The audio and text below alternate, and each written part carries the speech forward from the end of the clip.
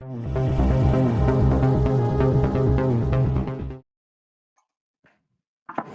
time I'll call the December 2nd, 2021 meeting to order for the Dickinson County Commission. Would you please stand and join in the flag salute? I pledge allegiance to the flag of the United States of America, and to the republic which stands one nation under God, indivisible, with liberty and justice for all.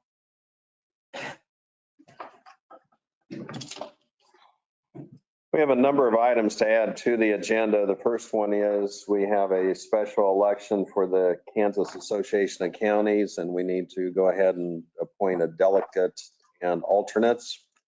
The second item that we're adding to the agenda is in regards to housing some inmates from Morris County. The third item is that of policy on staff service awards. The fourth item at the end of the meeting will be for an executive session for 10 minutes, attorney-client privilege. And I would move that we adopt the amended agenda. I'll second that. We have the motion and the second. Any discussion? All in favor say aye. Aye. Opposed, motion carries. The consent agenda includes the minutes of the November 18th meeting, also fund expenditures of $232,502.23, added tax of $5,771.84, abatements of $21,421.52, wires of $7,860, utilities of $4,476.15, SD security $4,476.15. I move to approve the consent agenda. Okay, we have the motion and the second. Any other discussion? All in favor say aye. Aye. Opposed, motion carries. Commission comments. Ron. I'm glad to see that harvest is ready to wrap up. It looked like a good harvest this year, and hope the guys did well. Okay, Craig. Yeah, this afternoon, I don't know if everyone, it's not something that has to be posted. KAC is having a Zoom meeting on Senate Bill 40 and the implication it'll have on the counties and stuff. I'll be calling in on that. Tomorrow, Janelle, I'll be sending a report to Stroll Hall at 1:30. It's a Zoom call at 10:30, I thought. We're Zoom for tomorrow morning then too. Yep, she's gonna send out the information. Okay. So That would be 10:30 tomorrow. I think it's at 10:30. Okay, well, I think that's all I have. Well, I will be attending the soil conservation tour on Monday. Okay. And I don't have anything, so we'll go ahead and want to make sure if anyone wants to make a comment. Are we back on there yet, Brad? We're back on. Yeah, I don't see that there's anybody will watch. Okay, If so it does come on, we may have to come back and visit. if there was anyone that happened to be watching and if you feel like you've missed out on the public comment, we did have a little bit of we had to reboot and restart. So just notify us on the computer and we'll allow public comment later in the meeting.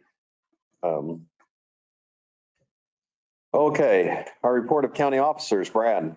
Okay, quickly, we'll go through the update from the jail, or I call it jail, courthouse construction. Things are continuing to progress. We're at a stage on the upper and the basement levels that are what they call about plugged out, getting all the outlets and the computer network plugs installed. And they're getting ready for the tile setters to get back in and do the floors and start getting carpet installed in some of the rooms. Lighting is installed and fired up in the basement now. They'll be doing that next week on the second floor as well. I did get them to where they'll be able to fire up the Great Plains Theater sign hopefully by tomorrow. I hadn't heard from Great Plains, but I know that I'm sure that's a concern to them. And so we'll be able to get that going again so they can utilize that. Judge's bench is to be installed next week in courtroom 1. As let's see, the roof is done on the courthouse. We've got a couple issues that need to correct, but it got finished up last week. As to the elevator, we did get the old elevator going again yesterday. It's been down for a week and a half. We thought it had shot craps for sure, but they found a relay that had gone bad. And so it's back up and functioning, at least temporarily. And we still haven't heard anything from, they've been communicating with the elevator company on the renovation. The problem is they have not got a delivery date on the replacement motors and the hardware. As soon as they get a date of when that's supposed to be manufactured and delivered, they'll be able to schedule the work. We're hoping that's in 2022. So window installers are supposed to be here to finish the windows and stuff in the old jail area, which is now courtroom number 2. And if you've driven by, the landscaping is taking place and starting to come into shape. So everything's going pretty good, given the time frame. If we can get the elevator secured in, well, I think we're still looking at middle of January without any huge difficulties. So the year-to-date staffing report from Diane is in your packet. And we've had some new hires and some terminations here in the last month. Obviously, we had some changes in the county clerk's office as far as people that have left us. And then we had one road and bridge operator that resigned as well. I've been communicating with Representative Barker. We've scheduled him in to meet with you on 2 different occasions.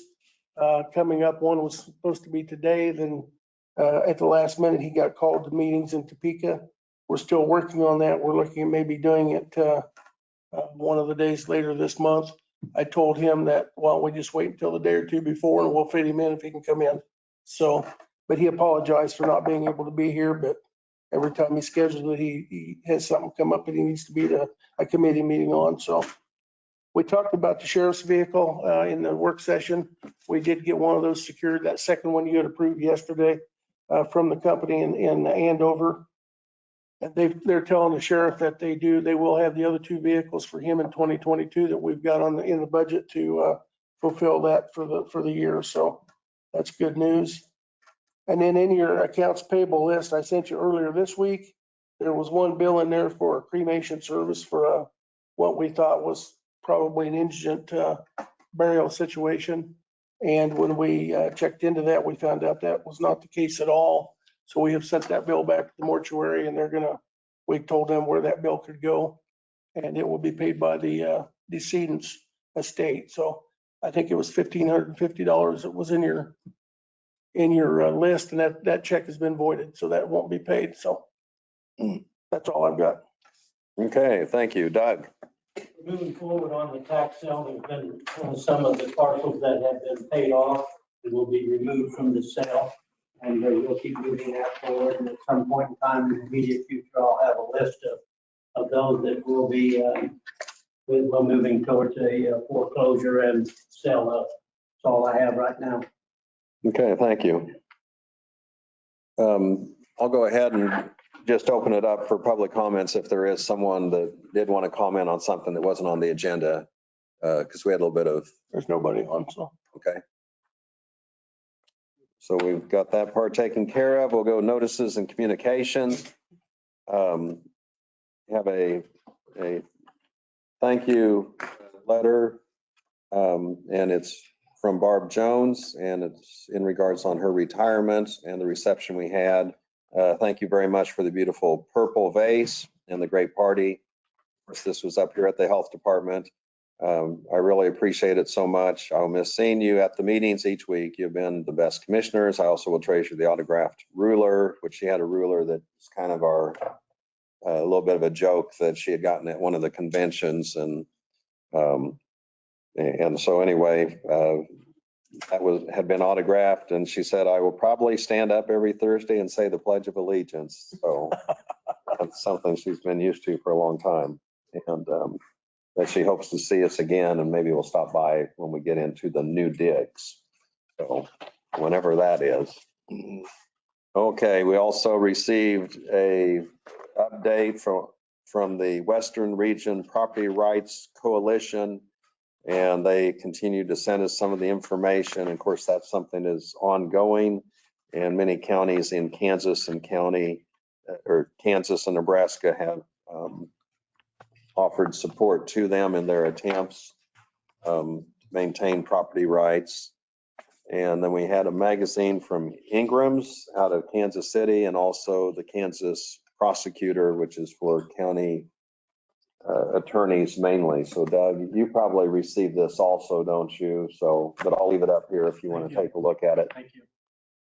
I didn't look to see if your picture was in there, so. I'm pretty sure it's not. Oh, okay, okay, so. We'll sure look for it if it ever is, so, yeah. Okay, was there anything that any of the other commissioners received as far as notification or public comment? I had none.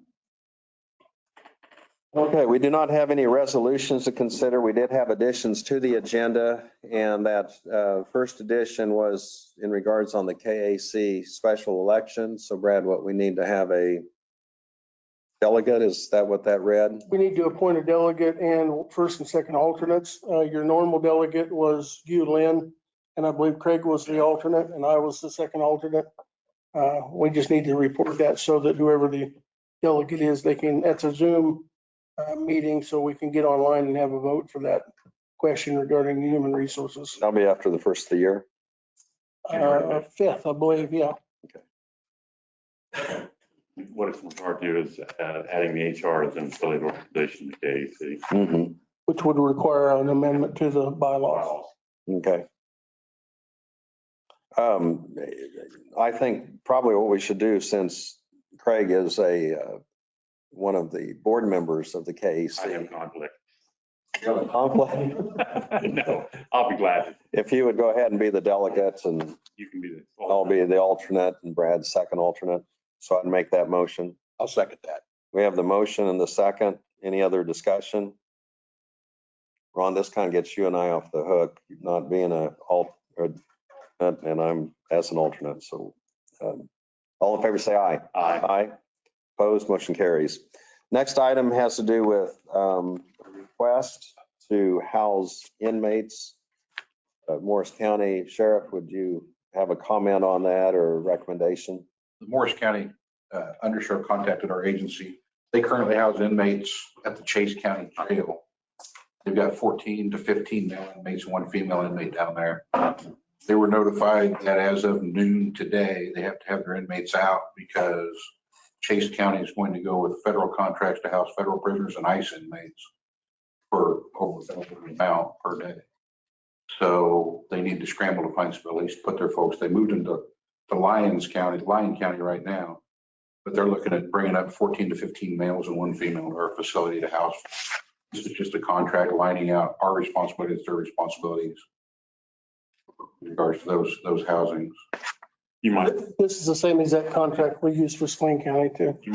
make reference to about COVID that Sling County didn't bring those over, Jerry. So We've got a contract with Sling County in place. We've got 3 inmates now. They were going to bring over 5 this morning. We were contacted last night. They wanted to bring over 5 this morning. They tested positive for COVID, so we're not going to be accepting any inmates from Sling County for at least 2. And when we do this, it does not add to extra staffing or such, and we do have a stipend reimbursement on that we receive. Correct. It's $43 per day per inmate from Morris County. Yeah, we're not going to have any additional staff issues. We have to have the staff there anyway. We're just basically filling up beds is all we're doing.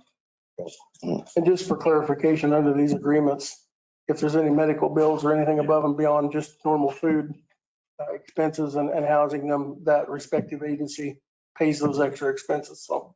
Okay, that's good to know. I mean, we allow Sheriff Davis to accept the county.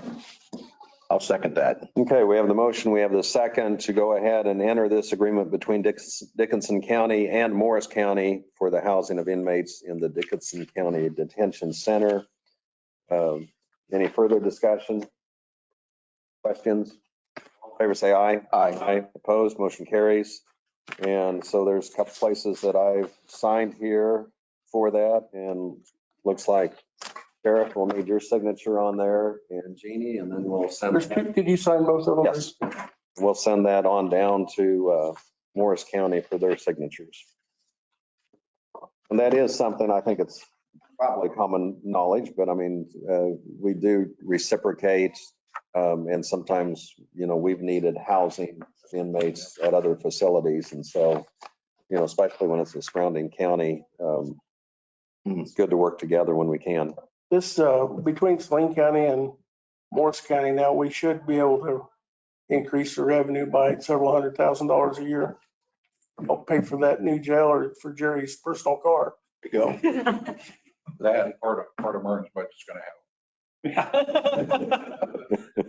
Like gravel. Yeah. Now that's the reference to earlier in our work study session that's, we're going to really examine the budget closely this next year Not that we don't always. and well, that's true. But to maintain staffing and some of the unpredictable things that we may face next year, we're going to probably have a little closer scrutiny there. So anytime we can have a little bit of revenue come in, taxes or having that part of it, we want to look at it. Okay, the next item we had is in regards to the staff service awards. Brad? Okay, just in a little history here in the past, for years of service, we have had at 5, 10, 15, 20, and 5-year increments, we have provided a various size plaques to our employees in recognition of those years of service. And in discussing with my staff earlier this year, we felt like given some of the changes in the staffing over the years and the priorities with people that, and I guess I'll be the one that brings it up. I mentioned I've got a drawer full of plaques that the older you get, the less they mean. And as I got ready to move my office, I had to move one drawer full of plaques that I've gotten for years of service that my kids will throw in the trash, I'm sure, when I'm gone, and it really doesn't mean anything other than at the time. So that said, we were trying to decide, well, do we order plaques for the end of the year service awards, or what do we do? And in checking with some other counties and talking to staff, we determined that it might mean more if we did a day off or a combination of day off and some monetary rewards to people. And so what we had recommended and what you've decided in your work session would be applicable would be at the 5-year milestone. An employee would get 8 years of personal, or 8 years. Let's try 8 hours. Fine print. Yeah, 8 hours of personal leave to use as they choose. At the 10-year, it would be a $200 stipend. When you make 15 years, $250, 20 years, $300, 25 years, $500. 30-year employees would get a $600 stipend. If you make 35 years, $700. 40 years would be $850. I may stick around for 40 years. And 45 years would be a $1,000 stipend. Okay. It would be given on their paycheck as I hate that word, the B word, bonus, but it basically a reward. Recognition. Yeah, Longevity pay. longevity pay. There we go. That's not- And just for clarification, that would be on that 1 year of their anniversary. They wouldn't continue to get that after that. After my 6th, 7th, and 8th year, I'm not going to get an 8 hours every 8 year. years. It's just that 1 year. I know that question will come up, so Plus this is taxable. it will be taxable. So I like how that started out where you doubled it all the time. You just should have continued that all the way through. well, if you offer it to coming out of your budget, Jerry, we might. And it's not retroactive. Well, and it is something too that we can revisit, but we did have the service awards that are coming up here before the end of the year, and we wanted appropriate recognition for those employees and appreciate the many years of experience that they bring to the county. Well, in this year, going into 22, we'll have 1, 2, 3, 4, 5, 6, 7, 8, 9, 10, 11 employees that will be recognized. And so we're talking a couple $1,000s. I don't know the numbers right now since we've changed them, but it's not a huge cost, but I think the recognition and that going to the employee means a lot more than the value of the dollars. Well, some of those plaques were over $100 or, Right. And if somebody wants some, I've got plenty of extra ones in my drawer. So I'll offer to give them to them. there you go. Okay, well, I better look through that drawer or something. Okay, so do we have a motion to Make a go ahead and adopt that? I'll make a motion. Okay, we have the motion and the second that we have the staff service awards for longevity pay. Is that, you're good at that? Okay. Any discussion, questions? All in favor, say aye. Aye. Opposed, motion carries. We have one more item, and that's going to be an executive session for 10 minutes for attorney-client privilege. I will mention after we finish that executive session, come back, we'll have our adjournment, but then we also have a health meeting that we'll have as soon as we finish this meeting. So it really will just almost be a continuation. But anyway, at this time, we'll go ahead and have our executive session. I would, for attorney-client privilege for 10 minutes, just to give us a few minutes to kind of clear the area, I would move that we go ahead and have the executive session at 11:25 to 11:35 for 10 minutes for attorney-client privilege. And it would, of course, include our attorney, the commissioners, and Brad. I'll second that. We have the second. We have the motion and the second. Any other discussion? All in favor, say aye. Aye. Aye. Opposed? Motion carries. Go into executive session here at 11:25. So get to stand up, stretch your legs. Well, you know.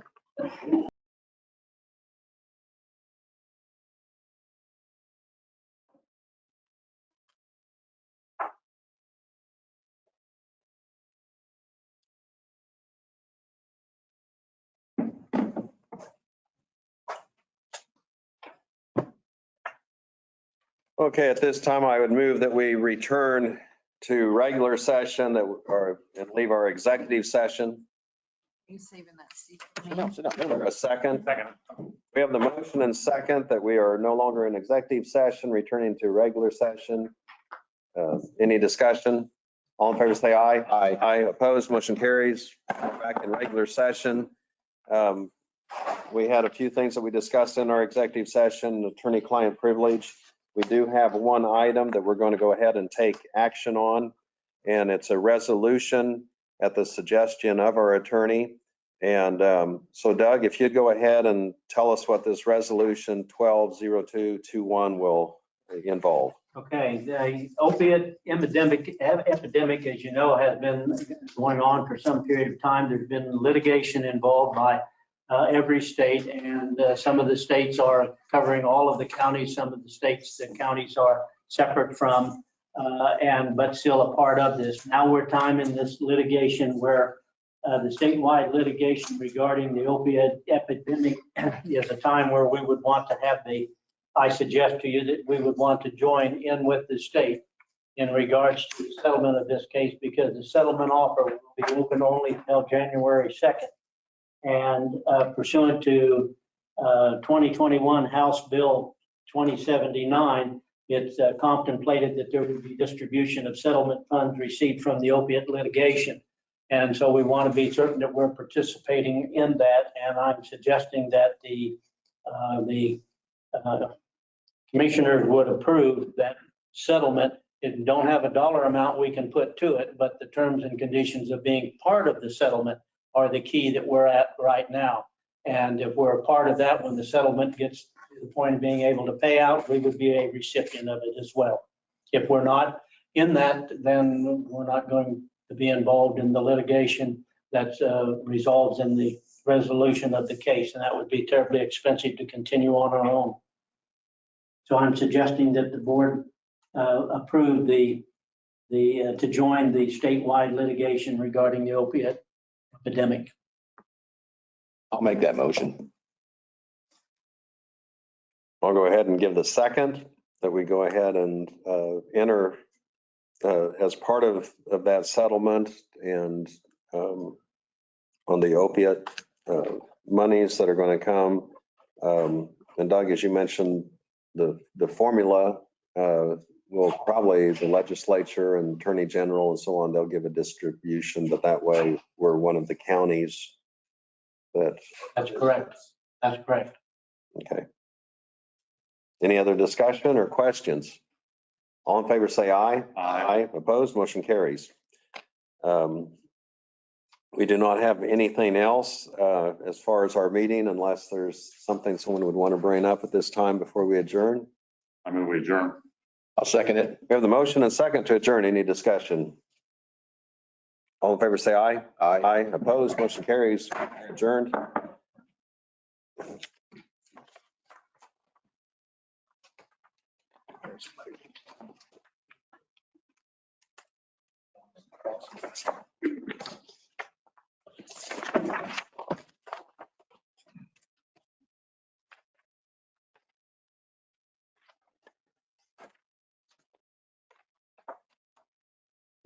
Did you have, was this Ron's copy also? Yeah, one for each one. Okay. Take one of those.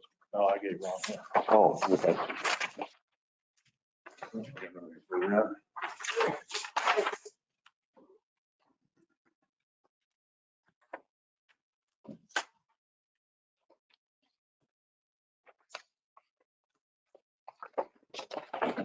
I think everyone is in place. We're here that's going to be here. So we do have at this time, I'll call to order a special meeting and involves Dixon County Commission, Board of Commissioners, as well as the Dixon County Board of Health. So at this time, I'll call this meeting to order.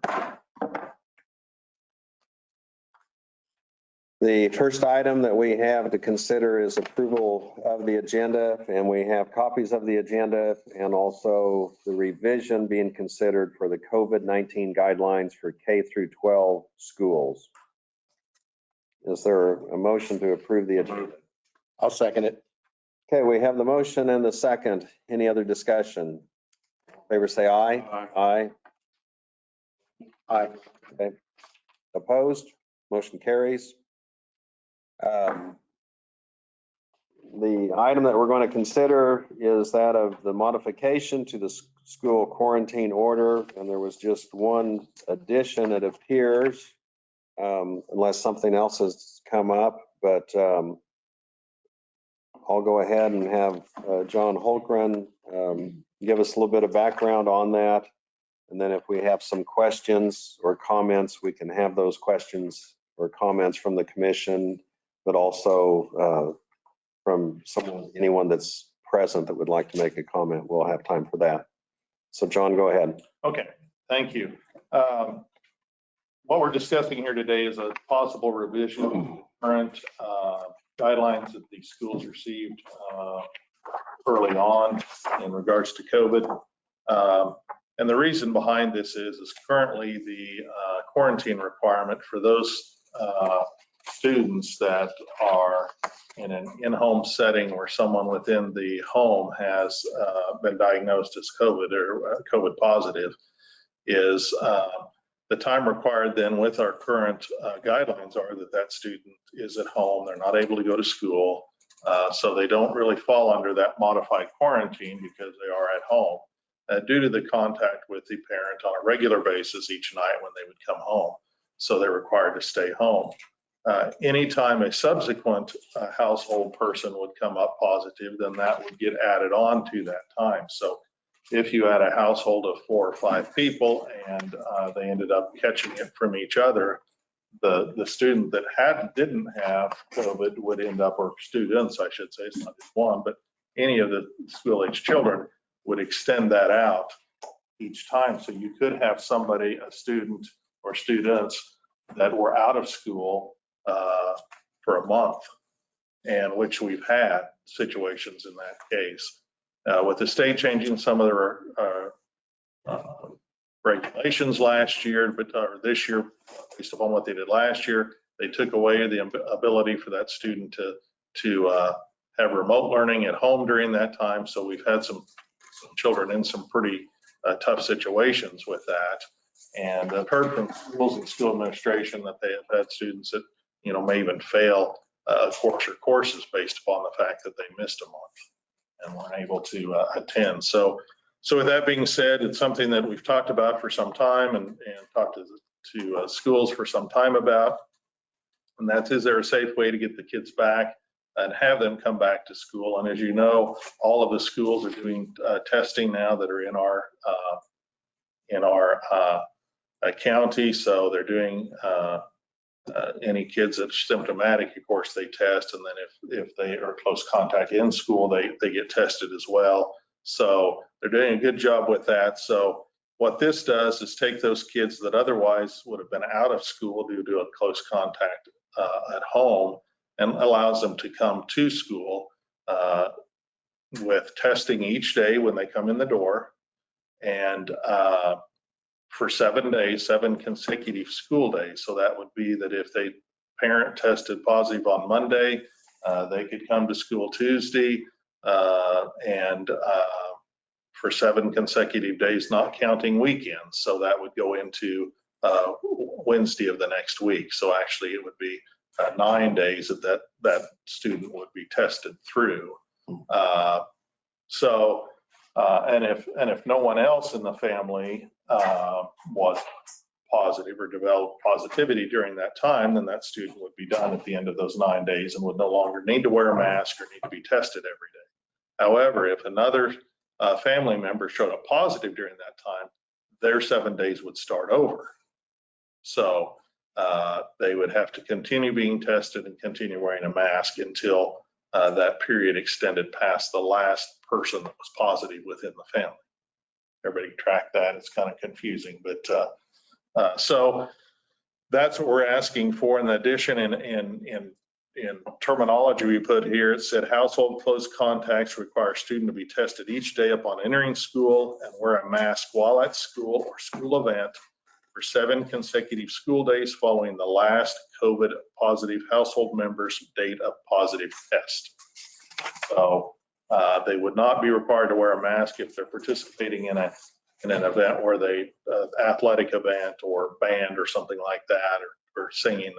They may not have to wear a mask, but some of the schools are testing, which is certainly a good. They not only test them in the morning, but they test them prior to an athletic event. So they may get tested twice in a day just to make sure. We say with that, I have had questions about that, because some schools they allow them to come to school, but don't allow them to participate in sports.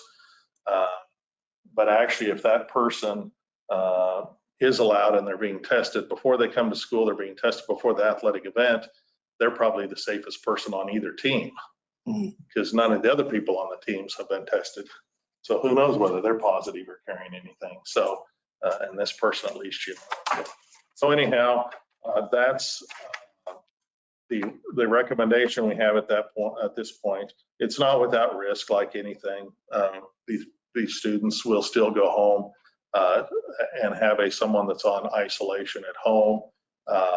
Still encourage those people, and when those people get directions, they're still encouraged if family members can separate or away from them.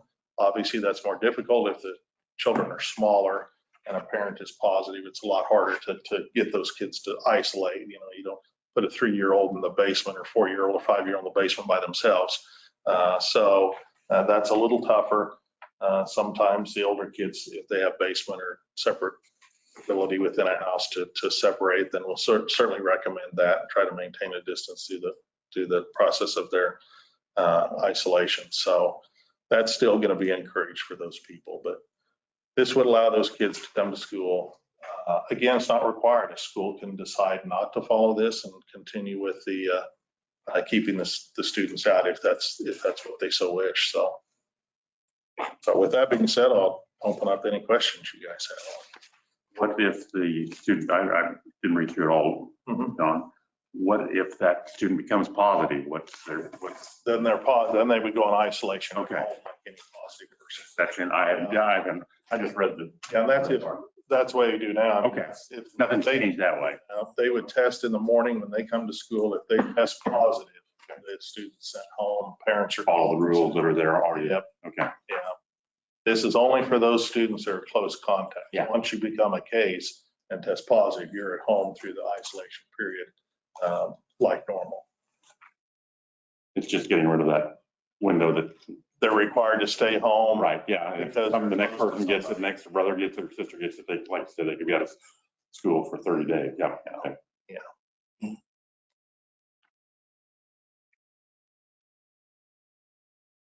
Any other questions or comments? Any comment or question or? I told my board last night, I need to hear something about 4 or 5 times before I come here. And that's an opportunity for me to share with you. And it's recorded, so you can hear it 3 or 4 times.